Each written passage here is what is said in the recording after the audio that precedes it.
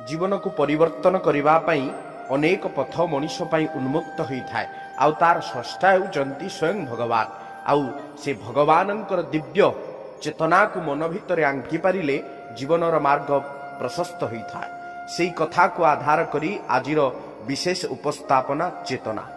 जड़े साधु महात्मा नदी कूल प्रकृतिर शोभा को उपभोग करुवा बेले सबटी भासी भासी आसी एक बुदामूल अटकी गला। सबटी थिला जड़े धनिकर जहांकर सहित से आगुरी परिचित थिले। एही समय रे गोटे शियाल आसी सबको खाइबा को उद्यत हुअन्ते साधु ताकू बारण करी कहिले, मु जानिछि तू निजर भोजन देखि एठाको आसीछु, मात्र एही शरीर जने नीच लोकर शव जहा तोर खाइबार योग्य नुहे। शियालटी साधुंकर आश्चर्यचकित होई पचारिला, एई शवटी मोर आहार पाई योग्य नुहे बोली काहेकि कहउचंती।